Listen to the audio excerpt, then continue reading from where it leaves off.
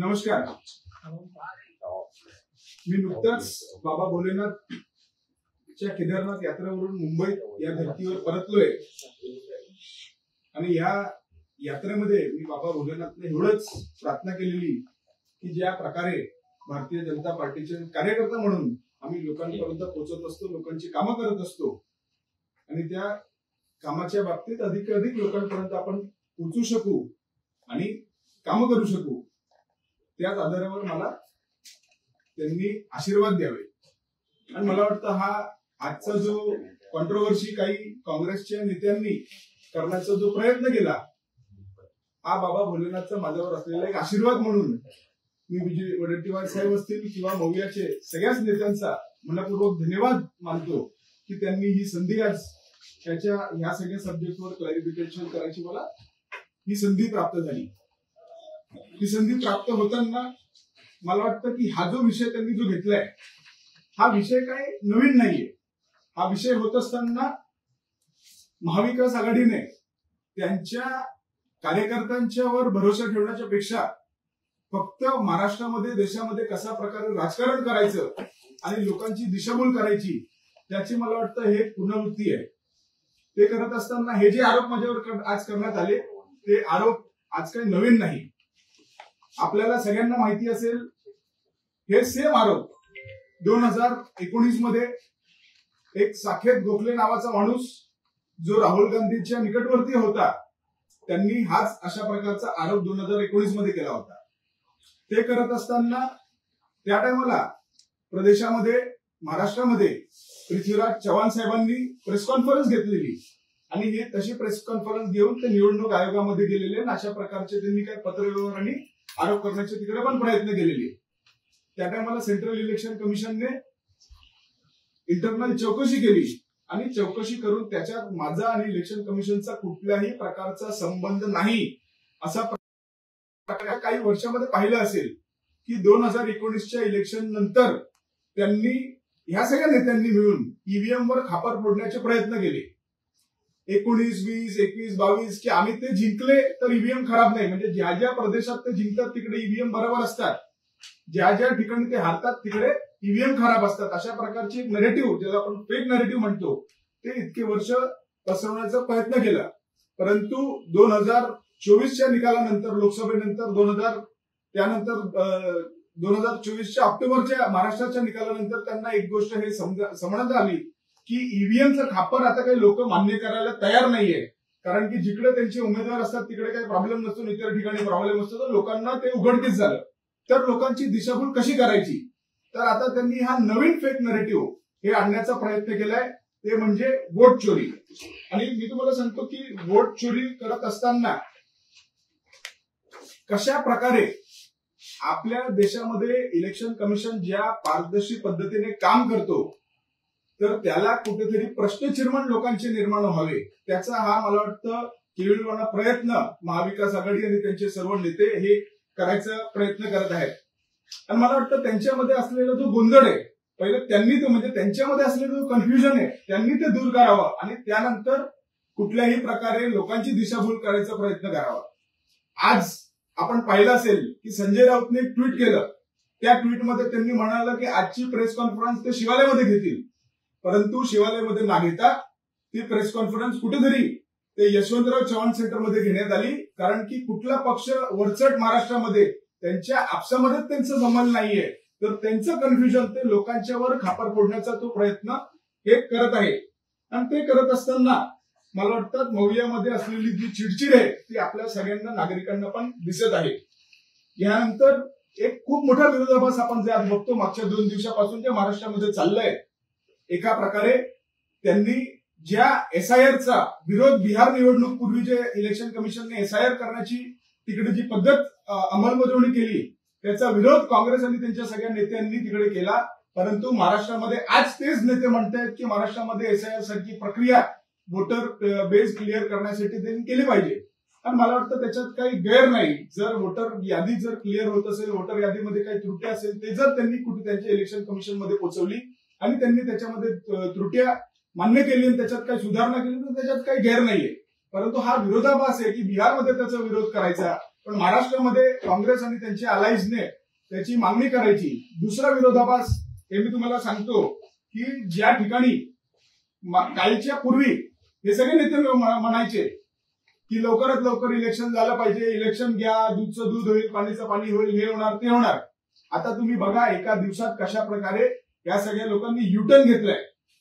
काल म्हणत होते इलेक्शन घ्या, सुप्रीम कोर्टाने निर्देश दिले, डेट फायनलाइज केली की 31 जानेवारीच्या अगोदर निवडणूक घेतली पाहिजे. तेच आता हे नेते तिकडे जाऊन म्हणतायत, त्यांना त्यांचा पराभव त्यांना दिसतोय म्हणून ते म्हणतायत की बाबा आता इलेक्शन घेऊ नका, पहिले मतदार यादी नीट करा आणि आता इलेक्शन पुढे ढकला.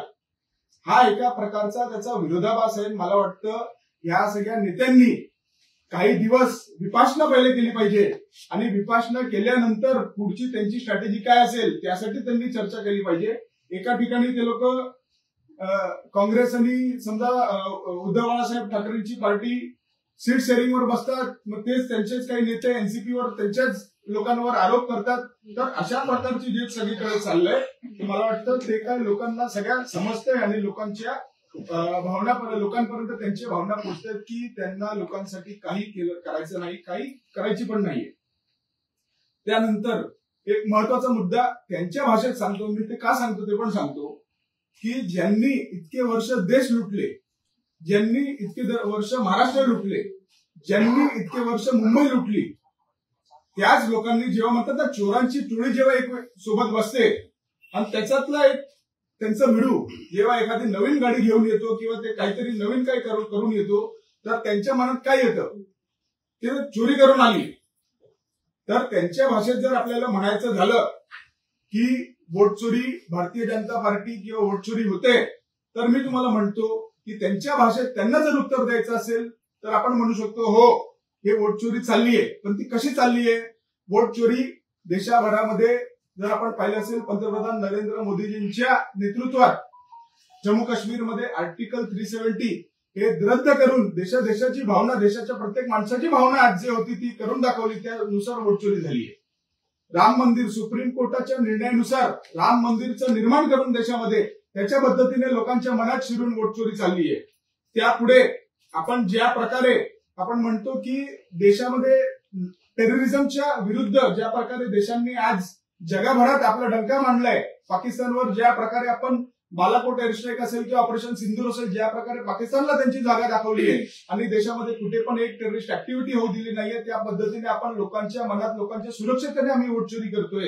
त्यापुढे जाऊन ज्या प्रकारे दिवाळीच्या अगोदर पंतप्रधान मोदी साहेबांच्या नेतृत्वात जीएसटी 2.0चे जे रिफॉर्म्स झाले, त्याच्याने इज ऑफ डुईंग बिझनेसचे जे रिफॉर्म झाले, त्या पद्धतीने लोकांना सवलती देऊन आपण वोट चोरी करतोय.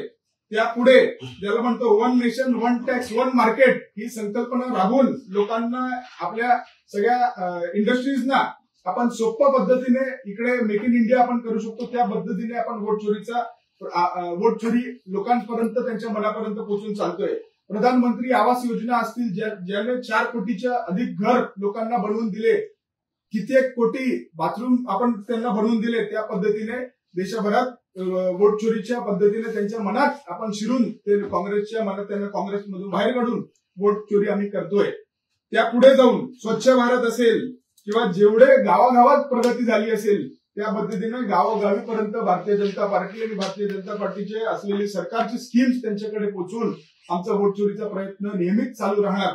महाराष्ट्रामध्ये आपण सांगायला गेलो तर लाडकी बहिणा योजना असेल, महिलांना सशक्तीकरण, त्यापुढे महाराष्ट्राचा जो समृद्धी हायवे तयार झाला त्याच्याने सगळ्या विविध जिल्ह्यांमध्ये होणारी प्रगती असेल, त्यानंतर विविध शहरांमध्ये मेट्रोचे प्रकल्प असतील, त्यापुढे आपला दवाखानाच्या पद्धतीने लोकांपर्यंत त्यांचे आरोग्याची काळजी आम्ही करतोय. मुख्यमंत्री सहायता निधीच्या पद्धतीने त्यांच्या आरोग्यासाठी जे काही मुख्यमंत्री साहेब करू शकतात ते त्याच्या पद्धतीने आपण त्यांना मदत करतोय. मुख्यमंत्रीचे सौर प्रकल्प योजना असतील मुख्यमंत्री साहेबांचे, किंवा त्यापुढे जलयुग शिवार अभियान असेल, आपल्या सगळ्या फार्मर्ससाठी जे जे गोष्टी सरकारने केले पाहिजे ते करतोय. त्या करून लोकांच्या मनात शिरून आम्ही वोट चोरी करतोय की हे सगळे लोक हे सगळं पाहून काँग्रेसला किंवा त्यांच्या आघाडीला पुढे कुठेही वोट देणार नाही किंवा त्यांची जी लूट होती ती आपण थांबवली. त्या प्रकारे या देशामध्ये महाराष्ट्रामध्ये वोट चोरीचे प्रयत्न आमचे चालू आहे, पुढेही चालू राहणार आहे. ट्रान्सफॉर्मेटिव्ह जे मुंबईचे प्रकल्प आपण सांगणार तर मुंबई कोस्टल रोड असेल, मुंबईचे मोस्ट ऍडव्हान्स मेट्रो असेल, मुंबईमध्ये अटल सेतू असतील, नवी मुंबई एअरपोर्ट असेल किंवा आपल्या सिवेज ट्रीटमेंट प्लांट असेल, हे सगळे प्रकल्प राबवून मुंबईचे लोकांची ज्याला आपण जीवन सरस करण्याचा जो प्रयत्न मुख्यमंत्री साहेबांनी केला त्या सगळ्या पद्धतीने लोकांपर्यंत पोहोचून भारतीय जनता पार्टी जर त्यांचं म्हणणं असेल, त्यांच्या भाषेत सांगायचं असेल तर हा सगळा वोट चोरीचा प्रयत्न आमचा चालू आहे आणि पुढेही चालत राहणार. भारतीय जनता पार्टीच्या कार्यकर्त्यांच्या नाते भारतीय जनता पार्टी फक्त विकास आणि लोकहिताच्या कार्यक्रमावर कामं करतात आणि आमच्या इकडे फक्त भाषणं नाही तर लोकांपर्यंत पोहोचून कशा पद्धतीने त्यांची जी भावना आहे किंवा त्यांना जे दुखवतंय त्यांना सोल्युशन देऊन आम्ही हे सगळे कार्यक्रम राबवत असतो आणि लोकांपर्यंत वेळोवेळी पोहोचत राहू. तर काँग्रेस आणि त्यांच्या नेत्यांनी काहीही म्हटलं, कुठल्याही पद्धतीने म्हटलं, त्याला वोट चोरी म्हटली किंवा ईव्हीएम हॅकिंग म्हटलं, तर आम्ही लोकांचं मन हॅक करतो, लोकांपर्यंत पोहोचतो आणि त्या पद्धतीने हा पूर्ण प्रकार चालू आहे. कशा प्रकारे मी तुम्हाला अजून सांगतो की ज्या प्रकारे हे लोक म्हणतात की इलेक्शनमध्ये वोट चोरी होते, काँग्रेस किंवा इतर त्यांची जी ही कंपनी आहे त्यांचे जे लोक आहेत त्यांचे जे बूथवर त्यांचे जे कार्यकर्ता बसतात हा ऍक्च्युअली त्यांचा पण अपमान आहे की त्यांचे कार्यकर्ता जेव्हा वोटिंग होतो ते सगळे त्यांच्या याच्यामध्ये लिस्ट करतात की कुठले कुठले लोक कुठल्या कुठल्या बूथमध्ये आले, कुठे कुठे त्यांनी कोणी कोणी वोटिंग केलं, कोणी नाही केलं, ते लोक व्हेरीफाय सुद्धा करतात. तर हा त्यांचा कार्यकर्त्यांचा सुद्धा अपमान आहे की त्यांचा नेत्यांचा त्यांच्या कार्यकर्त्यांवर पण भरोसा राहिला नाही. फक्त कुठेतरी दिशाभूल करायची. आगामी निवडणूक जी येणार आहे त्याच्यामध्ये त्यांचा पराभव त्यांना दिसतोय. तर आता पहिल्यापासूनच की कशा प्रकारे आपलं खापर कुठेतरी फोडायचं, तर हे ईव्हीएम आणि वोट चोरीच्या माध्यमाने इलेक्शन कमिशनवर मला वाटतं त्यांचं हे खापर फोडण्याचा हा केविलवाणा प्रयत्न आहे आणि जनता हे सगळं बघत आहे. इस देश की जनता सब जानती है. म्हणून मी यांना वडेट्टीवार साहेब असतील किंवा त्यांचे इतर नेते असतील त्यांना मी एवढंच सांगू इच्छितो की ये जनता है, सब जानती है, सब देखती है आणि आगामी निवडणुकीमध्ये सुद्धा ह्या पुढे लोकांना हा सगळा प्रकार उघडकीस झाल्याने तुमच्या बरोबर ते येणार नाहीये आणि सगळीकडे भारतीय जनता पार्टी आणि त्यांचे आमचे जे सोबतचे असलेली सगळी पार्टी आहेत त्यांचं दारुण विजय, सगळीकडे जबरदस्त हा विजय पुढच्या आगामी निवडणुकात तुम्हाला सगळ्यांना पाहायला मिळणार. खूप खूप धन्यवाद. जय हिंद, जय महाराष्ट्र. दवे साहेब, एक प्रश्न असा, एक मिनिट, आरोप केलेले आहेत की तुम्ही डिलिशनचं काम करता, त्याबद्दल तुम्हाला दवे साहेब त्याच्यात काही तथ्य किंवा पुरावे असावे, तथ्य किंवा पुरावे असावे. विदाउट तथ्य कोणी काही केलं, उद्या मी सांगितलं तुम्ही काही करून टाकलं, त्याच्यात थोडी काय सिद्ध होतं. त्याच्यामध्ये ना तथ्य ना पुरावे. दवे साहेब, वडेट्टीवारांचा थेट आरोप आहे, वडेट्टीवारांचा थेट आरोप आहे आणि मलाही जाणणं आवडेल तुमची माहिती घ्यायला. देवांग दवे कोण आहे याची माहिती घ्या. वडेट्टीवार म्हणतात जस्ट होल्ड प्लीज. हा माणूस भाजपचा आहे, हा निवडणूक आयोगाचा मीडिया हाताळतो. तुमचा प्रोफाईल काय आहे, तुम्ही निवडणूक आयोगाकरिता काय करताय? मी भारतीय जनता पार्टीचा मागच्या 17 वर्षापासून असलेला एक छोटासा कार्यकर्ता आहे. मी माझा आणि इलेक्शन कमिशनचा काहीही काळीमात्राचा संबंध नाही. मी कधी त्यांच्या ऑफिसमध्ये सुद्धा गेलो नाही. फक्त कशा प्रकारे दिशाभूल करायची आणि खापर कोणावर फोडायचं, तर त्यांनी देवांग दवे साकेत गोखलेंनी एखादं पत्र त्या टायमाला असं लिहिलेलं, त्यापासून हे सगळे चालू आहे की गोंधळ कसा करायचा. आणि त्यावर इलेक्शन कमिशनने 2020 मध्येच क्लॅरिफिकेशन दिले. तर त्याला आता परत आणून काही उपयोग नाही ना. फक्त काही भेटत नाहीये, तर काहीतरी गोळा करून कुठेतरी जागायचा प्रयत्न करायचा, तेवढाच प्रयत्न द्यायचा. दुसरा प्रश्न असा आहे, सकाळी मतदार यादीमध्ये दिसणारी नावे संध्याकाळी गायब होतात असा त्यांचा दावा आहे. राज ठाकरेंनी मी तुम्हाला सांगतो असं कुठेच होत नाही. आता आपण इतके वर्ष सगळे वोटिंग करतो, तुम्ही सगळे या प्रक्रिया तुम्ही बघत असतात, असं कुठे होतं का सकाळी दिसतो संध्याकाळी दिसतो, असं होतच नाही. त्यांची जी इलेक्शन कमिशनची त्यांचा दावा आहे, मोठा दावा आहे. तेच म्हणतो ना, त्यांनी दावा प्रूव्ह करावा ना. आता समजा उद्या काही दावा केला की आज हे आणि उद्या सूरज उगवणार नाही, त्याच्यानं काय होणार आहे? त्याच्याने सूरज तर येणार आहे सकाळ पडली की. तर त्यांचा दावा काही पुरावे दिले पाहिजे. आणि मी तुम्हाला सांगतो, यांनी यापूर्वी सुप्रीम कोर्टात गेले, यापूर्वी नॅशनल इलेक्शन कमिशन मध्ये गेले. नॅशनल इलेक्शन कमिशनने ईव्हीएम त्यांना दिले की तुम्ही काहीतरी प्रूव्ह करून, त्यांनी काय दाखवलं नाही आजपर्यंत. दुसरा प्रश्न त्यांचा असा दावा होता की त्यांचा आरोप ईव्हीएम बंद व्हावा आणि बॅलेट पेपर आहे त्याच्यावर कुठेतरी मला सांगा, काँग्रेस जिकडे जिंकते तिकडे ईव्हीएमला काय प्रॉब्लेम होतात नाही, जिकडे हारते तिकडे ईव्हीएमला प्रॉब्लेम आहे का? कसं आहे की जिकडे आम्ही जिंकू तिकडे ईव्हीएम नीट, तिकडे वोट पण नीट, जिकडे आम्ही हारू तिकडे ईव्हीएम खराब आणि वोट चोरी होते. मला वाटतं इतक्या मोठ्या पार्टी फक्त लोकांची कसं आहे की आता आपण हारतोय, एकदा हारलो, दोनदा हारलो, तर 10-15 वर्ष ते हारत बसले, तर काय सांगावं, तर दिशाभूल करायचा प्रयत्न, बाकी काय नाहीये. ईव्हीएम सोबत जनरली आपण व्हीव्हीपॅट असतो, त्याची व्हेरिफिकेशन होतात. देशभरात इतके व्हेरिफिकेशन झाले, कुठे गोंधळ आढळला नाही, तर कशाला ईव्हीएम वर खापर पडायचा? माझं काय म्हणणं, त्यांनी त्यांच्या आतमध्ये पाहायचं ना. आज मुंबईमध्ये मला सांगा की त्यांचा नेता कोण, महाराष्ट्रामध्ये महाविकास आघाडीचा नेता कोण, त्यांनी आपसात भांडण जेव्हा मिटवले त्यानंतर आपण बोलू त्यावर काय करायचं. वोटर ऍडिशन आणि डिलिशन तुम्ही करताय असा पण त्यांचा काही संबंध नाही. माझा काय संबंध आहे? मला सांगा, इलेक्शन कमिशन मला कशाला करायला देणार आहे? ते तुम्हाला पण देणार आहे का? त्यांची संस्था, त्यांची लोक असतील ते करायला. आणि वोटर ऍडिशन आणि डिलिशन हे काय तुम्ही, मी किंवा कोणतं त्यांचाही एक माणूस करू शकत नाही. त्याचं एक पूर्ण प्रोसिजर असते की ते खाली BLO ला सांगतात, मग BLO ते व्हेरिफिकेशन करतात, त्यानंतर होतो. कोणी घरी बसून करतो का? असाच त्यांचा आरोप आहे की कोणीतरी घरी बसून करताय. त्यांच्या आरोपाने काय होतं, आरोप कोणी काही करून कसं असतं, हिट अँड रन ज्याला आपण म्हणतो, आरोप करायचे आणि पळायचे, त्याच्याने काही फरक पडत नाही. देवांगी, हे पहिल्यांदाच तुमच्यावरती आरोप झालेले नाहीत, याआधी देखील आरोप झालेले आहेत. भाजप एवढा मोठा पक्ष आहे, तुम्ही म्हणता की तुम्ही फक्त कार्यकर्ते आहात, मग केवळ तुमच्यावरच असे आरोप का होत आहेत? हे तर मला वाटतं तुम्ही काँग्रेसला विचारलं पाहिजे. म्हणजे ज्या प्रकारे माझं काहीतरी काम चांगलं असेल ना, की काँग्रेसच्या नेत्यांना देवाणदावे हाच दिसतो. काँग्रेसला ज्या प्रकारे दारुण पराभव होतो आणि मी ज्या विविध पदावर पार्टीमध्ये काम करतो त्याच्याने त्याचा प्रभाव जर काँग्रेसवर होत असेल तर तो काँग्रेसचा प्रॉब्लेम आहे, माझा प्रॉब्लेम नाहीये तो, किंवा भारतीय जनता पार्टीचा प्रॉब्लेम नाहीये. अनेक मोठे नेते तुम्ही म्हणाल की मी फक्त कार्यकर्ता आहे, मग केवळ तुम्हालाच का लक्ष केलं जाते? तेच म्हणून ना, छोट्याशा कार्यकर्त्यांना गोडी मारणं सोपं असतं. ठीक आहे, त्यांचा प्रयत्न आहे. मी त्यांना हेच म्हणतो की बाबा देवाने त्यांना थोडीशी सद्बुद्धी द्यावी, बाकी काही नाही. दवेजी, तुम्ही एक नागरिक पण आहात आणि मतदार पण आहात. जर बॅलेटवर निवडणुका घ्यायचं म्हटलं किंवा असे प्रक्रिया राबवली गेली, तुमचं मत काय वाटतं? बॅलेटवर निवडणुका मी तुम्हाला सांगतो की आज आपला देश कुठे पुढे चाललाय. आज आपण डिजिटल इंडिया म्हणतो, सगळं म्हणतो, बरोबर. आणि ईव्हीएम आपल्या देशामध्ये आजपासून आले नाहीये. ईव्हीएमला येऊन म्हणजे काँग्रेसच्या काळात पण ईव्हीएम होतं, पण शंका निर्माण होत आहे. आता का निर्माण होतं ते हरायला. मी तुम्हाला सांगतो, भारतीय जनता पार्टी एवढं प्रामाणिक पक्ष आहे की जिकडे जिकडे जर कुठे हार पण झाली तर आम्ही ते स्वीकारतो. आम्ही काही ईव्हीएम वर खापर फोडायला जात नाही. आम्ही आमच्या कार्यकर्त्यांना सांगून मेहनत जास्त करतो, लोकांपर्यंत पोहोचतो. पण त्यांना ते करायचं नाहीये. ते जर करायचं नसेल तर खापर कोणावर फोडायचं, तर ते शोधत असतात कधी ईव्हीएम. आता ईव्हीएम नाही झालं तर आता वोट चोरी नवीन, काही महिन्यांनी काही वर्षांनी तुम्हाला नवीन काहीतरी भेटेल. कुठल्याही राज ठाकरे आता त्यांच्यासोबत सामील झालेले आहेत, तेही ईव्हीएम वर प्रश्नचिन्ह निर्माण करत आहेत. राज ठाकरे आणि मनसेच्या भूमिकेकडे तुम्ही कसं पाहता? माझं हे म्हणणं आहे की राज ठाकरे साहेबांनी कोणालाही किती जर प्रश्न झाले तर त्यांनी आपल्या, मला वाटतं की कार्यकर्त्यांवर विश्वास देऊन लोकांपर्यंत लोकांची कामं केली पाहिजे. त्याच्याने लोकांना मन जिंकता येणार. कोणावर आरोप करून लोकांची मन जिंकता येत नाही हे. आणि मला वाटतं त्यांना सगळ्या ही गोष्टी माहिती आहेत. पण आता काय करणार, काहीतरी कुठेतरी खापर फोडायचं, तर हे सगळे प्रयत्न चालू आहेत त्यांचे. आणि मुंबई, महाराष्ट्र, देशाची जनता इतके वर्ष पाहतायत आणि जनताने इतके वर्ष उत्तर दिले, पुढे पण देतील. देवांगजी, आपण बघितलं की नेत्यांची मागणी आहे की निवडणूक आयोगाने त्यांना मतदार यादी द्यावी. जी काही यादी त्यांच्याकडे 24ची आहे विधानसभा निवडणूक, 24ची यादी पब्लिक आहे. 24ची यादी पब्लिक आहे. त्याच्यामध्ये तफावत खूप आहे. मुलाचं वय हे वडिलांपेक्षा जास्त आहे, कोण कोणाचा मुलगा आहे हे कळायला मार्ग नाही. त्यांनी हे दाखवलेलं देखील आहे. आणि त्यावरती निवडणूक आयोग काय बोलायचं मी तुम्हाला सांगतो की ज्या प्रकारे प्रत्येक निवडणुकीमध्ये प्रत्येक नागरिकांना त्यांचा अधिकार आहे की त्यांनी वोटिंग करायचा अधिकार असला पाहिजे. काही लोकांकडे घरं नसतात तर त्या प्रकारचे ते रजिस्ट्रेशन करतात, त्यांचं हे म्हणतात झिरो. काही लोकांचं जर वयाचा काही प्रॉब्लेम असेल, त्रुटी असेल, त्याला सुधारली पाहिजे. माझं इथे काय म्हणणं नाही की सुधारली नाही पाहिजे, पण मला सांगा त्याला आरोप करून काय होणार? तुम्ही ती लिस्ट द्या, त्यांना सांगा हे सुधारतील ते. आणि त्यांच्या ऑनलाईन वेबसाईटवर सुद्धा ते चेंज करायचे ऑप्शन अवेलेबल आहे. लोकांनी ऍप्लिकेशन करावं ते करावं.